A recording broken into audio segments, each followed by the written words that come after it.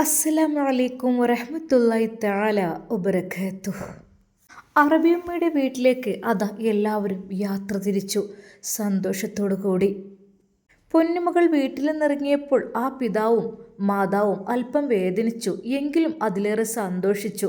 കാരണം മറ്റൊന്നുമല്ല, അതെ, നല്ലൊരു ബിസിനസ്സുകാരുടെ മകനായ തലാലിനെയാണല്ലോ കിട്ടിയിട്ടുള്ളത്. അത് അവർ ഒരിക്കൽ പോലും പ്രതീക്ഷിക്കാത്തതായിരുന്നു. ഞങ്ങളുടെ മകൾക്ക് അത്തരത്തിലൊരു വലിയ ബിസിനസ്സുകാരിയുടെ മകനെ കെട്ടിയത്. അതെ, അവർ വിവാഹം കഴിച്ചത് അത് അവർക്ക് വല്ലാത്ത സന്തോഷമായിരുന്നു. അങ്ങനെ അത് സന്തോഷത്തോടെ അറബിയമ്മ അവരെ എല്ലാവരെയും വീട്ടിലേക്ക് സ്വീകരിച്ചു. ശരിക്കും എല്ലാവരും അത്ഭുതപ്പെടുന്ന രീതിയിൽ. അതെ, അറബിയമ്മയുടെ വീട് അത് വല്ലാത്ത മനോഹരമായിരുന്നു. എല്ലാവർക്കും പ്രത്യേകമായി റൂമും കാര്യങ്ങളും എല്ലാം സെറ്റാക്കിയിട്ടുള്ള ആ ഒരു വീട്. തലാലിൻ്റെ റൂം അതാ, പ്രതീക്ഷിക്കാതെയാണല്ലോ തലാലിന് അങ്ങനെയൊരു വിവാഹം നടന്നിയത്. എന്നാൽ അപ്പോൾ തന്നെ അതാ അറബിയമ്മ 2 മണിയറകൾ അതിഗംഭീരമായി ഒരുക്കുവാൻ വേണ്ടി അപ്പോഴേക്കും ഓർഡർ ചെയ്തിരുന്നു. അങ്ങനെയതാ അവരുടെ 2 പേരുടെയും ആ നല്ല മണിയറകൾ വളരെയധികം ഗംഭീരമായി അലങ്കരിച്ചിരുന്നു.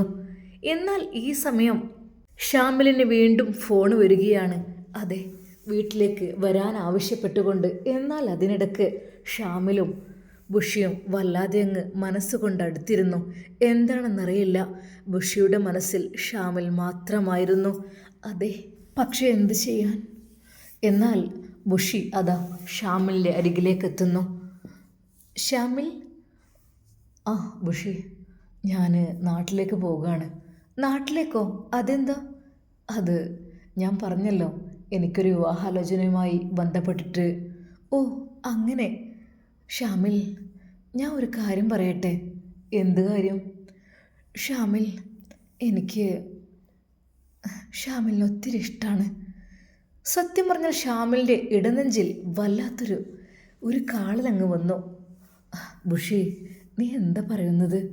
അത് ഷാമിൽ, എനിക്ക് ഒത്തിരി ഇഷ്ടമാണ്. നമുക്ക് 2 പേർക്കും ഒരുമിച്ച് ജീവിച്ചൂടെ? അതല്ലേ നല്ലത്? ശരിക്കും ബുഷിയുടെ ആ ഒരു വാക്ക് കേട്ട് ഷാമിൽ തന്നെ ഒരു നിമിഷം ഞെട്ടിപ്പോയി. ഞാൻ പറയാൻ കൊതിച്ച വാക്കുകൾ അവൾ എന്നോട് പറഞ്ഞിരിക്കുന്നു. എന്നാൽ അവൻ്റെ കണ്ണുകൾ നിറഞ്ഞു.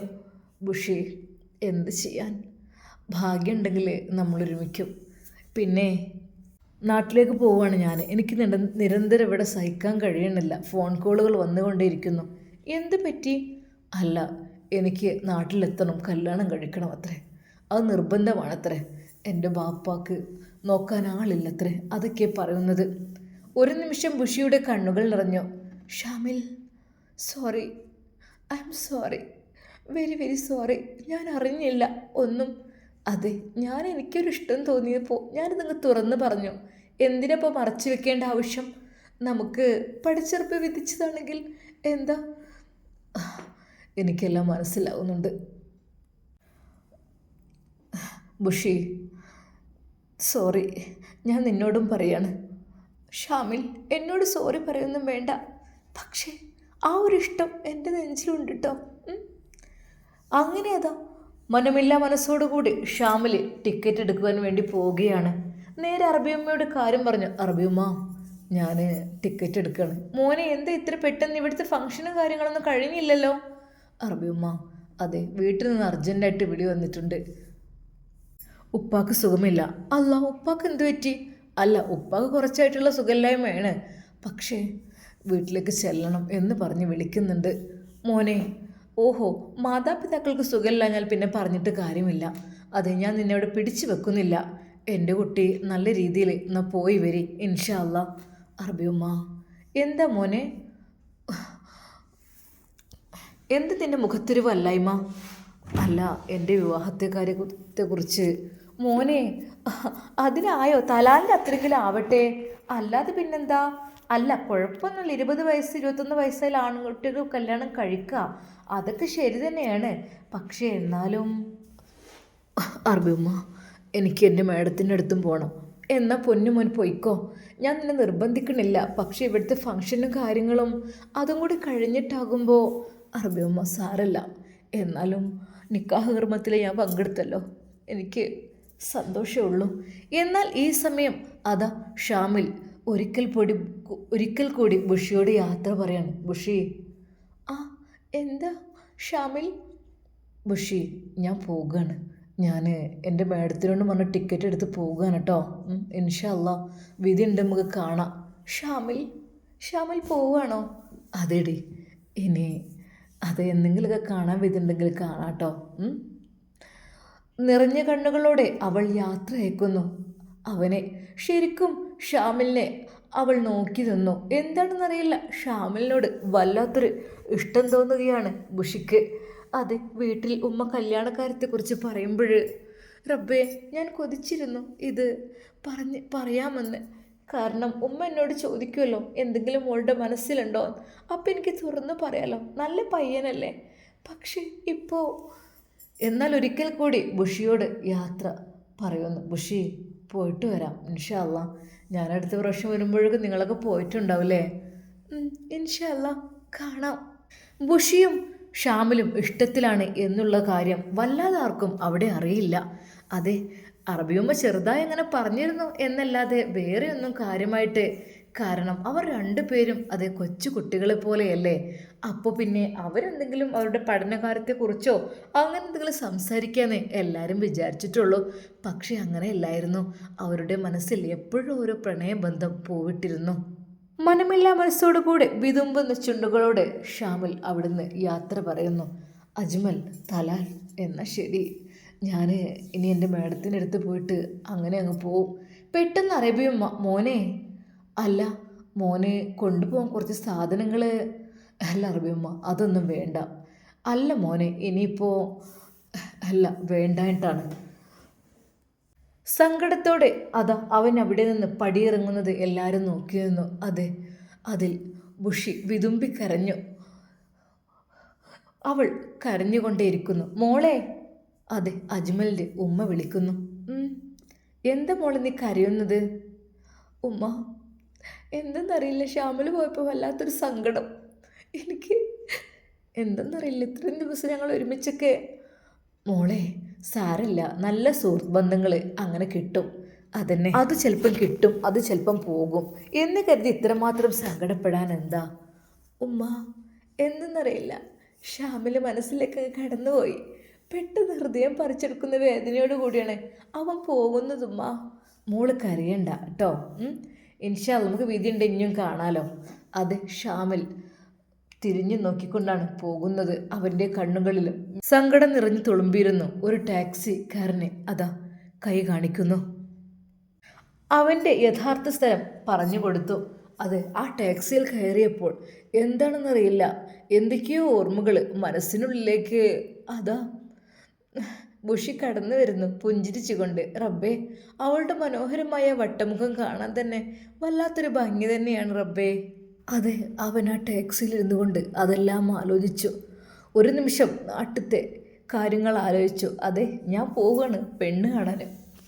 അതെ, നാളെ ഞാൻ അങ്ങോട്ട് എത്തിയാൽ എന്നെ അന്ന് തന്നെ പെണ്ണ് കാണാൻ കൊണ്ടുപോകും.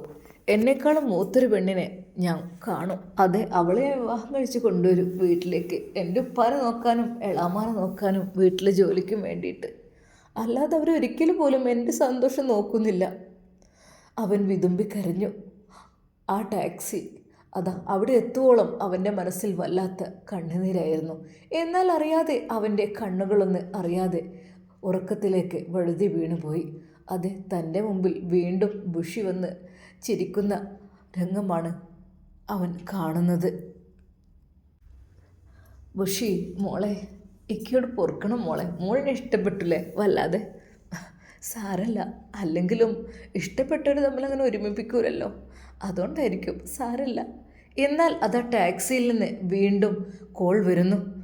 ഫോൺ ബെല്ലടിക്കുന്നു. ഹേയ് ബായ്, ഫോൺ കോൾ എന്ന് പറഞ്ഞുകൊണ്ട് ആ ഒരു പാകിസ്ഥാനി അവനെ വിളിച്ചുണർത്തുന്നു. അല്ലാ, ഞാൻ ഇതെവിടെ? അവൻ ഫോൺ എടുത്തു. അതെ, മറ്റാരുമായിരുന്നില്ല, എളാമ. ഹലോ ഷാമിലെ, ഈ പോന്നോ? ഞാൻ നാളെ ടിക്കറ്റ് എടുക്കും. വേഗം ഇങ്ങോട്ട് പോര്. എന്താണിത് ഇത്ര ദിവസമായി തന്നെ പിന്നാലെ നടക്കണേ? തീരെ ഇത്രയും ഒരു സ്നേഹിക്കാത്ത മോനുണ്ടാവില്ല കേട്ടോ. ഉമ്മാക്കും വാപ്പാക്കും സുഖമുണ്ടോ ഇല്ലേ? എന്താ ഒന്നും ചിന്തിക്കണില്ലല്ലോ. നീ എന്താ ഇങ്ങനെ? വേഗം വാ, ഇനിയും വൈകിപ്പിച്ചാലുണ്ടല്ലോ എൻ്റെ ബാപ്പാക്ക് എന്തേ പറ്റിയിട്ട് പറഞ്ഞിട്ട് കാര്യം ഉണ്ടാവില്ല. ആ, പറഞ്ഞില്ല എന്ന് വേണ്ട. എന്നാൽ അവന് കണ്ണീരോടെ, എന്താ റബ്ബേ, എന്നിലൂടെ എനിക്കൊരു നല്ല ജീവിതം ഞാൻ ആഗ്രഹിച്ചതായിരുന്നു. പക്ഷേ എളാമ്മൻ്റെ പണിയാണ്, എളാമ്മയാണ് ഇതിൻ്റെയൊക്കെ പിന്നിൽ പ്രവർത്തിക്കുന്നത്. എൻ്റെ ബാപ്പയായിരിക്കില്ല. പാവൻ്റെ ബാപ്പാൻ ഒരിക്കലും കുറ്റം പറയില്ല. ഷാമിൽ ഓരോന്ന് ആലോചിച്ചു കൊണ്ടിരുന്നു. അതെ, ഒരു ഭാഗത്ത് നോക്കുമ്പോൾ സോറി ബുഷി, സോറി. എന്തെന്നറിയില്ല, നിന്നെ കണ്ടപ്പോഴൊരു ഇഷ്ടം തോന്നി. അത് പിന്നെ അങ്ങ് സിരകളിലൂടെ അങ്ങ് പടർന്നു. അല്ലെങ്കിലും ആയിക്കോട്ടെ, സാരല്ല. എന്തപ്പോൾ ചെയ്യാം? എനിക്ക് വേണമെങ്കിൽ വീട്ടിലേക്ക് പോകാതെ എനിക്കിവിടെ തന്നെ എങ്ങനെയും കൂടിയാലേ എനിക്ക് തീർച്ചയായിട്ടും അവർ എനിക്ക് അവളെ കെട്ടിച്ചു തരും എന്നുള്ള കാര്യം ഉറപ്പാണ്. പക്ഷേ എന്ത് ചെയ്യാം? പിന്നെ എൻ്റെ വീടുമായുള്ള ബന്ധം, എൻ്റെ പിതാവിൻ്റെ ആ കരഞ്ഞുകൊണ്ടുള്ള പ്രാർത്ഥന, അത് മതി ജീവിതം നശിക്കാനും. എന്തായാലും വേണ്ടില്ല, എൻ്റെ ഉപ്പാക്ക് വേണ്ടിയിട്ടല്ലേ. റബ്ബേ, ഞാൻ ത്യാഗം സഹിക്കാൻ തയ്യാറാണ്. അങ്ങനെ അതാ അവൻ അല്പസമയത്തിന് ശേഷം അവരുടെ മേഡത്തിൻ്റെ അടുത്തെത്തുന്നു. ഉമ്മുൽ ഖൈർ. ശരിക്കും ഉമ്മുൽ ഖൈർ ഷാമിലിൻ്റെ മുഖം കണ്ട് ഒന്ന് ഞെട്ടി. എന്ത് പറ്റി ഷാമിൽ? ഇങ്ങനെയല്ലായിരുന്നല്ലോ എൻ്റെ കുട്ടി. എന്തോന്ന് മനസ്സിന് വല്ലാത്ത വിഷമമുണ്ടല്ലോ. അതെ, ഇതെന്ത് പറ്റി? ടാക്സിക്കാരനുള്ള ക്യാഷ് കൊടുത്ത് വിട്ട് മേഡം ചോദിച്ചു, എന്ത് പറ്റി എൻ്റെ കുട്ടിക്ക്? എൻ്റെ പ്രിയപ്പെട്ട മേഡം, മേഡം എന്ന് വിളിക്കേണ്ട, ഉമ്മ എന്ന് വിളിച്ചോ. ഉമ്മക്ക് വേറെ ആരുമില്ലല്ലോ. ഉമ്മ എന്ന് വിളിക്കാനൊന്നും പ്രായമായില്ലല്ലോ. അല്ല മോനെ, എനിക്ക് ഏതായാലും ഇല്ല. അപ്പോൾ എൻ്റെ പൊന്നു മോനെ എന്നെങ്കിലും ഒന്ന് വിളിക്കേ. ഉമ്മ, അത് നാളെ ഞാൻ നാട്ടിൽ പോവാണ്, ടിക്കറ്റ് നിൽക്കണം. എൻ്റെ പൊന്നു മോനെ, ഇതെന്താ പെട്ടെന്ന്? എൻ്റെ കൂടെ ഒരാഴ്ചപ്പുറം നിൽക്കാതെ നീ എങ്ങോട്ട് പോകുകയാണ്? ഉമ്മ, പോയേ തീരൂ, പോകണം. അതെന്താണ് അത്ര ധൃതി? എൻ്റെ വീട്ടിൽ വല്ല കല്യാണക്കാരെന്തെങ്കിലും ഉണ്ടോ? ആ, കല്യാണമുണ്ട്. ആരുടെ? അത് എൻ്റെ. അത് പറഞ്ഞുകൊണ്ട് അവൻ വിതുമ്പി. എന്താ മോനെ? അൽഹംദുലില്ലാ, മാഷാ അല്ലാ. നീ എന്താ കല്യാണക്കാരൻ പറഞ്ഞിട്ട് നിന്നെ കരഞ്ഞത്? എല്ലാവർക്കും സന്തോഷമുള്ള സംഭവമല്ലേ? ഓ എൻ്റെ റബ്ബേ, പഠിച്ചോനെ, എൻ്റെ കുട്ടിക്ക് അങ്ങനെ ഒന്നുണ്ടെങ്കിൽ ഉമ്മാൻ്റെ എല്ലാ സപ്പോർട്ടും ഉണ്ടാവുമല്ലോ കേട്ടോ. ഉമ്മാൻ്റെ കുട്ടി എവിടെയാണ്? പെണ്ണിൻ്റെ ഫോട്ടോ ഉണ്ടോ? ഏയ് ഇല്ലുമ്മ. അതെ, അവരോട് പറഞ്ഞില്ല. തന്നേക്കാൾ മൂത്ത രണ്ടാം വിവാഹക്കാരിയാണ് തന്നെ എളാമ കെട്ടിക്കുന്നത് എന്നുള്ള കാര്യം. അങ്ങനെ അതാ നമ്മുടെ ഷാമിൽ ടിക്കറ്റ് എടുക്കുന്നു. അതെ, നാളെ 4:30 ഫ്ലൈറ്റ്. ഒരു നിമിഷം അവൻ ആ ഫ്ലൈറ്റ് ടിക്കറ്റിലേക്ക് നോക്കി നിന്നു. റബ്ബേ, പഠിച്ചോനെ, സാരല്ല, പതറരുത്. അന്ന് കൊച്ചു ബാലനായപ്പോൾ കയറിപ്പോന്നാണ്. ഇപ്പോഴാണ് അതാ പോകുന്നത്. മോനെ, എന്താ ഇത്ര പെട്ടെന്ന്? ഒരുങ്ങിയില്ലല്ലോ മോനെ. പർച്ചേസിംഗ് ഒന്നും ചെയ്യണ്ടേ? ഉമ്മ, അത് മതി. ആഹാ, അങ്ങനെ പറഞ്ഞാൽ പറ്റില്ലല്ലോ. എന്തെങ്കിലുമൊക്കെ, അല്ലെങ്കിൽ എന്താ പിന്നെ കാർഗോ ചെയ്യാം. നീ പെട്ടെന്ന് ഇങ്ങനെ പറഞ്ഞ് എന്താ മോനെ ചെയ്യുക? എവിടെ ടൈം? ഷോപ്പിങ്ങിനെന്ന് വെച്ചാൽ ഒരു ദിവസമൊക്കെ തികയോ?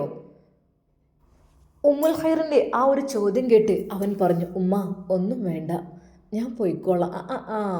ഇത്രയും വർഷം ഒരു പൊന്നു മോനെ ഗൾഫിൽ നിന്നിട്ട് തിരിച്ചു പോകുമ്പോൾ ഒന്നും ഇല്ലാതെ പോവുക, അത് നടക്കൂല മോനെ, അത് നടക്കൂല.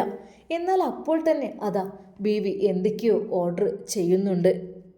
നാളെ 4 മണിക്കല്ലേ? ഓ, എന്നാലും ഇഷ്ടം പോലെ ടൈമുണ്ട് മോനെ. നമുക്ക് ഇന്ന് രാത്രി ഒരു പർച്ചേസിങ് നടത്താം കേട്ടോ. കുറച്ച് ലേറ്റ് ആയാലും കുഴപ്പമില്ലല്ലോ. അത് എന്തുമ്മ, ആർക്ക് വേണ്ടിയിട്ട്? അല്ല മോനെ, കല്യാണക്കാര്യത്തിന് പോവല്ലേ? മാഷാ അല്ലാ, അൽഹംദുലില്ലാ, എൻ്റെ എല്ലാവിധ സപ്പോർട്ടും ഉണ്ടായിരിക്കും കേട്ടോ. മോനക്ക് എന്താ വേണ്ടതെന്ന് വെച്ചാൽ ഞാൻ ചെയ്തുതരും. എന്നാൽ അന്ന് ഉമ്മുൽ ഖൈർ അവനെയും കൂട്ടി പർച്ചേസിങ്ങിന് പോവുകയാണ്. പക്ഷെ അവനൊന്നും തന്നെ എടുക്കാതെ വിട്ടു നിൽക്കുകയാണ്. ഉമ്മ, അത് മതി. എന്നാൽ അതിനനുസരിച്ച് വീട്ടിലേക്കുള്ളതും എല്ലാവർക്കും ഉള്ളതായ സാധനങ്ങളും കാര്യങ്ങളും എല്ലാം ഉമ്മുൽ ഖൈർ തന്നെ വാങ്ങി പെട്ടിയാക്കി കൊടുക്കുകയാണ് ചെയ്യുന്നത്. ആ രാത്രി അവന് സങ്കടം സഹിക്കാൻ കഴിയുന്നില്ല. അതെ, ഇവിടെ വിട്ടു പോകാൻ തോന്നില്ല. എത്ര സ്നേഹമുള്ള ഉമ്മമാരെനിക്ക്. അറബി ഉമ്മ, എൻ്റെ ഉമ്മുൽ ഖൈർ, എല്ലാവരും എത്ര സ്നേഹനിധികളായ ആളുകൾ. പക്ഷേ അവിടെ എത്തുമ്പോൾ പലർക്കും ദേഷ്യമാണ്, വാശിയാണ്. റബ്ബേ, ഈ അറബ് നാട് എല്ലാവർക്കും എത്ര സൗഹൃദമാണ് റഹ്മാനെ. ഇതെല്ലാം അപേക്ഷിച്ച് ഞാൻ പോവാണല്ലോ, സാരല്ല. അത് എൻ്റെ ഉപ്പയൊക്കെ കാണാലോ. അങ്ങനെ ഏതാ പിറ്റേന്ന് രാവിലെ അവർ പോകുവാനുള്ള എല്ലാ കാര്യങ്ങളും സെറ്റാക്കിക്കൊണ്ടിരുന്നു. മോന് സാധനങ്ങളൊന്നും എടുക്കാൻ അയച്ചില്ല, അതുകൊണ്ടാണ് ഇത്ര കുറച്ചുകൂടി കൊണ്ടാകല, ഡ്യൂട്ടി കെട്ടിയാൽ പോരെ? അല്ലമ്മ, അത് മതി. മോനെ, എൻ്റെ കുട്ടി പോവുകയല്ലേ. ഉമ്മാൻ്റെ കുട്ടി വന്നതിന് ശേഷം ഉമ്മാൻ്റെ ജീവിതത്തിക്ക് വല്ലാത്തൊരു സന്തോഷമായിരുന്നു. ഉമ്മയുടെ പ്രായമൊന്നുമില്ലെങ്കിലും ഒരു ആങ്ങളെ കുട്ടിയെ പോലെയായിരുന്നു സ്നേഹിച്ചിരുന്നത്. പൊന്നു മോനെ, എന്നാൽ ഇൻഷാ അല്ലാ പോയിട്ട് വരിട്ടോ. പിന്നെ കല്യാണത്തിന് കാര്യം, മണവാട്ടി പെണ്ണിൻ്റെ ഫോട്ടോയും ഒക്കെ വിടണേ. അള്ളാഹു റാഹത്തിലാക്കട്ടെ. ഷാമിൽ പറന്നകലുവാൻ വേണ്ടി നിൽക്കുകയാണ്. അതെ, അവൻ എയർപോർട്ടിലെത്തി. ഒരു നിമിഷം തലാലും അജ്മലും അങ്ങോട്ട് വന്നു, വലിയൊരു പെട്ടി തള്ളിക്കൊണ്ട്. ആ മോനെ, ഇത് നിനക്കുള്ളതാ.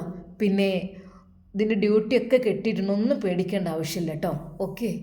എന്നാൽ ഒരു നിമിഷം അവൾ പിന്നിലേക്ക് നോക്കി. അതെ, തൻ്റെ പ്രിയപ്പെട്ട പെണ്ണതാ തൻ്റെ അരികിലേക്ക് ഓടിയെത്തുന്നു. ഷാമിൽ, പോകാണോ? അതെ, വിതുമ്പുന്ന ചുണ്ടുകളോടെ അവളത് പറഞ്ഞപ്പോൾ ഷാമിലിന് സഹിക്കാൻ കഴിഞ്ഞില്ല. ബുഷി, അതെ, ഇൻഷാ അല്ലാ പോകാൻ ആഗ്രഹമൊന്നുമില്ല, പക്ഷേ സാരമില്ല, അള്ളാഹുവിനോട് പ്രാർത്ഥിക്കുക എല്ലാം. അതെ, അവൻ ആ കസ്റ്റംസ് ക്ലിയറൻസിൻ്റെ ആ ഭാഗത്തേക്ക് പോയപ്പോൾ ശരിക്കും അവൾ ഒന്നുകൂടി നോക്കിപ്പോയി. അതെ, അവൻ തിരിഞ്ഞു നോക്കുന്നു. തൻ്റെ പ്രിയപ്പെട്ട പെണ്ണിൻ്റെ ആ കണ്ണും മുഖവും അത് കണ്ട് മടങ്ങുമ്പോൾ അവൻ്റെ മനസ്സിൻ്റെ ഉള്ളിൽ വല്ലാതെ അങ്ങ് വേദന പകർന്നു. നിറകണ്ണുകളോടെ അവൾ നോക്കി നിന്നു. അതെ, തൻ്റെ പ്രിയപ്പെട്ട ഷാമിലത നാട്ടിലേക്ക് പോകുകയാണ്. ഒരു നിമിഷം അവൾക്ക് തോന്നി, എനിക്കും അവൻ്റെ കൂടെ അങ്ങ് പോയാലോ എന്ന്. ഷാമിൽ പറന്നകന്നു, മനസ്സിനുള്ളിൽ ഒരുപാട് സ്വപ്നങ്ങൾ കൂട്ടിവെച്ചുകൊണ്ട്. ഇൻഷാ അല്ലാ നമുക്കിതിൻ്റെ ബാക്കി ഭാഗം നാളെ കാണാം. അതുവരേക്കും എല്ലാവർക്കും അസ്സലാമു അലൈക്കും വറഹ്മത്തുള്ളാഹി തആല വബറകാതുഹു.